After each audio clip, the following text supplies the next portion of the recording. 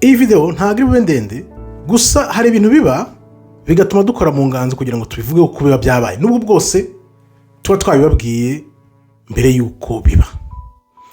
Ibyabaye rero ni ibiki bitumye nzi imbere yanyu kugira ngo mbibabwire. Ejo bundi nari kureba mbona ngo Rusesabagina yagarutse bamuhaye ibihembo ari kumwe na Etienne Gatanazi bakoranye ikiganiro avuga ibintu byinshi cyane, avuga igihembo yagihawe, avuga wagihawe n'umuryango uhagarariwe n'umugore wa Clinton, Hillary Clinton, ko yabyishimiye cyane ari ibintu biteye ubwuzu. Ibintu byarantunguye kandi ntabwo byantunguye. Gute? Wibuka ko nakoze amavideo menshi nka 2-3 mbabwira ko ikiba kigenza ba Clinton na ba Tony Blair mu Rwanda ari ukuneka babaniye ku Rwanda bari ukuntu ibintu bimeze abantu ngo hangayo nayawe sha ibyo ntabwo bishoboka ntabwo byabaho. Narababwiye ubire muri video nakoze ndababwira nti ba Clinton bari amureba ba Tony Blair mureba bari bose abagenzwa no kuneka kugira ngo igihugu barebe ukuntu bongera guca umuvuno kubera ibyo bakoreye igihugu baduta mu mahano y'1994 jenoside yakorewe abatutsi. Nibyo babagenza no kugira ngo barebe ukuntu bazabyorosa aribyo nakubwiye ko imibano n'Abafaransa na za Amerika bitari bikenewe none dore murabibonye. Kuki rero byantunguye? Numvaga ko ba Clinton ba Tony Blair ari uburyarya busanzwe ariko wenda batagera ku rwego rwo guha umuntu igihembo kandi umuntu ugaragara cyangwa uvugwa wemezwa ko ari umwanzi w'igihugu. Ibyo bintu rero bivuze iki? Rusesabagina ejo bundi avuze ngo bamuhaye igihembo gihambaye ngo yagihaye n'umuryango uburenganzira bwa muntu uhagarariwe na ba Hillary Clinton. Byarantunguye bimpa n'imyumvire n'isomo igaragaza uko ibintu bimeze. Ni ukuvuga ngo iyo abantu bakwereka ko bari inshuti zawe mugendana zakadasohoka noneho bakajya mu muhango cyangwa se bakanaha igihembo igikombe umuntu w'umwanzi wawe muri ubwo buryo bugaragara, nubwo we nyir'ubwite Rusesabagina avuga ati ngenda shaka ko abantu babana ariko tuzi neza twese ko abantu banavuga no mu Bubiligi bavuga ko amaze gukorera Hotel Rwanda ngo yumvise yahita ba president. Ibyo bintu byaravuzwe bivugwa kenshi cyane ariko wenda kubera gufungwa kubera gukuriza bukuru abona ko agenda byinavamo niyo mpamvu wenda ashaka ko abantu bakumvikana wenda niko nabifata.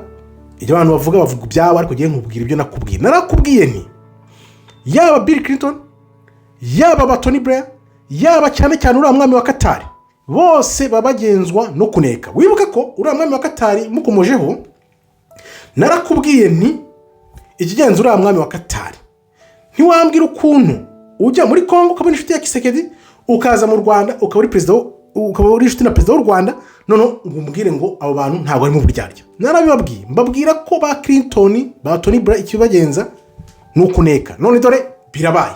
Bamwe mwavuga ngo ngayo nayawe none dore gihamya ngiyi ba Clinton nta kuntu Hillary Clinton yajya guha igihembo Rusesabagina Clinton atabizi. Ibyo ni ibintu bigaragara buri wese.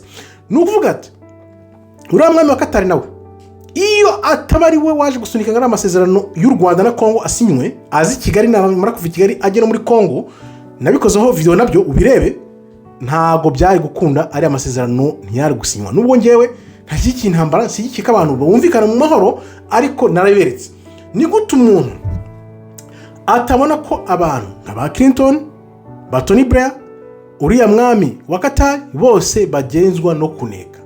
Ariyo mpamvu ubona ibintu byatahuwe bimaze gutahurwa yuko wenda ba Clinton na ba Tony Blair bari kuneka. Hari imyaka yashize igeraho bavana makarenge bamara nk'imyaka 2-3-4 batakandagira mu Rwanda. Nibwo nyuma nagiye kubona mbona Tony Blair yasubiyemo mu Rwanda nkora hindi video ndababwira nti reba uyu muntu amaze imyaka n'imyaka adakandagira mu Rwanda none ubu ngo baragarutse. Kubera iki? Kubera ko abazungu bagukoresha bagukeneye babonye ko nyene bakeneye u Rwanda nibwo bohereje Tony Blair aragaruka ashize nk'umwaka ngira ngo yaje umwaka ushize cyangwa umwaka 2024 agaruka mu Rwanda mukora video uyirebe aho ngaho nakoze ivuga kuri Tony Blair ba Clinton byabo byari bicecitse tutazi byo barimo.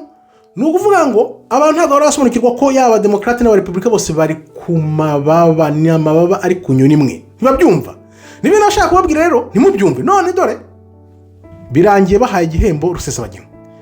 Ngaho mbwira rero ko ibyo mbabwira mubona ngo nayanjye narabibabwiye mbabwira igihe kirekire, natangiye kubibabwira hafi nk'imyaka 3 ishize, mbibasubiriramo nongera mbisubiramo cyane iby'uriya mwami wa Katari, ko biriya bintu byose ari ukuryarya, ari inyungu z'abazungu baba bagira ngo babeshye ibihugu byacu rero icyo tubyifuza ni iki?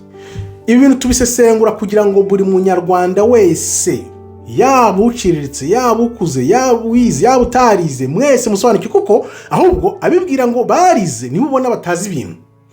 Ni gute wareba ba Clinton ibyabaye mu Rwanda babifitemo uruhare, Abafaransa, ngaho Abongereza bose ngo muragirana ubucuti nanone, n'uvuga nyine bazi ko ibintu byagenze, bazi uko babikongeje, bazi uruhare babigizemo. Ntabwo rero bakugira inshuti noneho ngo bamenyere, numara kubamenyera ngo bakubwire ngo barukureka. No, ahubwo bo mu myaka myinshi batangira gushakisha uwo bazagusimbuza kugira ngo noneho bya bintu babipfukirane.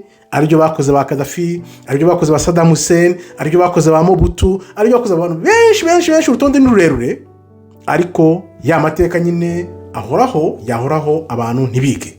Gusa nagira nkubwire ni kiriya gihembo bahaye Rusesabagina cyarantunguye, avuze ko wari ugifitemo uruhare rukomeye cyane mu bakimuhaye ari Hillary Clinton.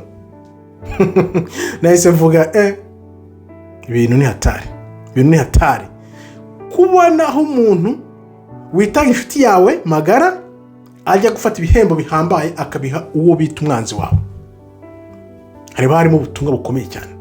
Ubundi abanyarwanda ngira ngo ni incabwenge, ubwo butumwa mu burebe mu busesengura ubwanyu, kuko nzi neza ko byanze bikunze barerekana ko no, twebwe inyungu zacu nizo dushyira imbere, ibindi byose burya tuba turyaryana. Akaba rero ari ubutumwa bugufi nashaka kubaha kugira ngo mujye mureba ibyo tubabwira. Turababwira mugatukana mukavuga ngo no, ngibyo ntibibaho, ntibishoboka, n'ibiki byose. Igihe time makes sense with time, nkuko nabyanditse ya kote nahawe nkabikwandikira nkakubwira ngo iyo nkubwiye ibintu ntabwo nshobora kuva hano gutya ngo nze nkubwire ibintu gusa ntashunguye, ntasengwe, ntarebye. Ni Imana ibitwereka twese ikabiduhera ubuntu, tukabibahera ubuntu kugira ngo byibuze dutangire kugira inyurabwenge n'imyumvire igenda izamuka gahoro. Ibya Clinton na Tony Blair nabibabwiye inshuro nyinshi ishoboka, nyinshi. Benshi bakavuga bati shabyo vuga ntabwo bishoboka, ibyo ntabwo byakunda, ntibishoboka. Ariko se ubivana he? Nawe ujya witegereza urebye umuntu mwagendanaga agatangira kugenda kuvaho. Nzi ko n'ubuzima bwa buri munsi namwe mutangira kwibaza niki kitagenda, byagenze gute, bimeze gute. None ibaza ibingibi baza bakatwereka imbere bagahumura igihembo, ibaze none ibikorerwa inyuma tutabona. Ibyo ni ibindi. Nkababwira rero ukandeho like kugira ngo ubutumwa bugere ku bantu benshi, ntubyihererane, mujye muza tubasesengurire, tubereke ibintu mutabona, kuko nzi neza ko ntago ari wese ubibona. Ubu ngubu urabona nyuma y'imyaka 3 mbibabwiye, murabona ko ibintu bigenze. Ngaho mwongere muvuge ngo nayanjye. Nkambashimira rero mwebwe muri kwandikira cyane ku bwinshi, binyereka ko munyota ukuri. Subscribe nawe utariyandikisha, ubundi ukandeho like wisokere, ubundi ukomeze uku kuri kugera no ku bandi. Niba utagusakaje ku bandi, kandiraho umuntu azi akumve, wenda uwo muntu azabera abandi urumuri. Shimi rero, Imana ikomeze barinde. Shalom, todaraba, tovme.